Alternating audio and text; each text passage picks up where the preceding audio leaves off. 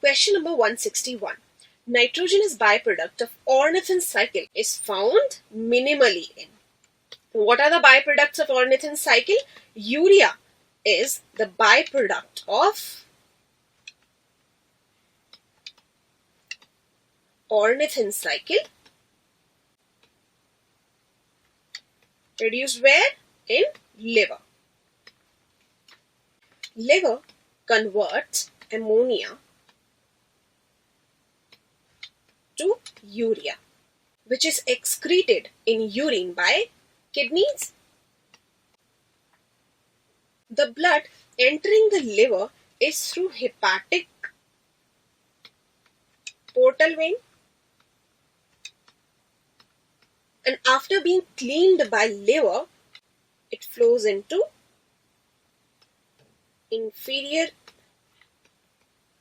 vena cava through hepatic vein,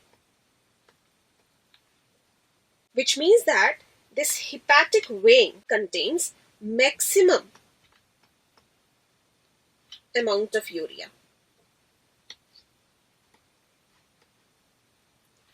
On the other hand, the renal arteries, which are carrying blood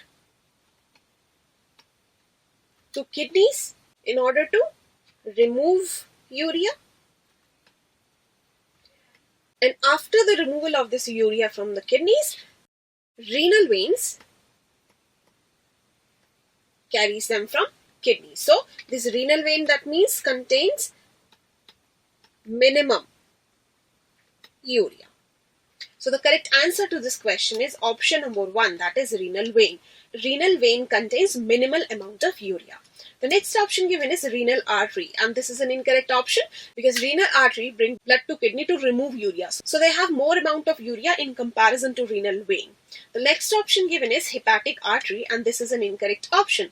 Hepatic artery supplies liver with oxygenated blood, which is coming from aorta, and they have the same amount of urea which is present in the peripheral blood vessels. The last option given is hepatic vein, and this is an incorrect option because hepatic vein contains maximum amount of urea. So the correct answer to this question is option number 1.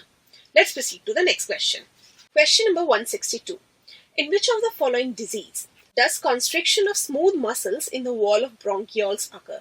And this is a direct question, and the correct answer to this question is option number 2, that is asthma. Asthma occurs due to allergic reactions to foreign particles, and this will lead to the constriction of smooth muscles in the wall of respiratory tract, such as wall of bronchioles.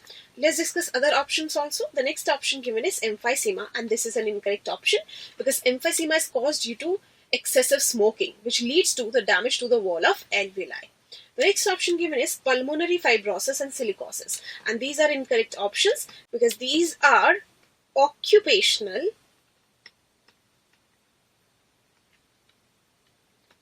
respiratory disorders.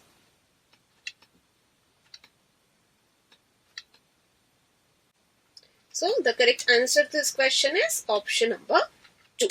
Let's discuss our next question. Question number 163. Under normal physiological conditions, 1000 ml of venous blood returns how much amount of oxygen approximately? And we know that under normal physiological conditions, 100 ml of arterial blood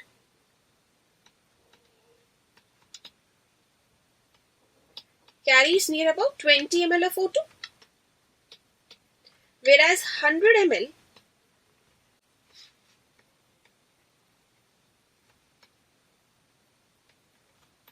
carries near about 14.4 ml of oxygen.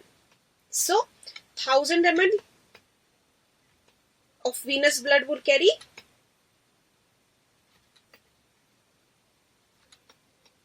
144 ml of oxygen. So the correct answer to this question is option number 4, that is 144 ml of oxygen. Now let's discuss the next question. Question number 164.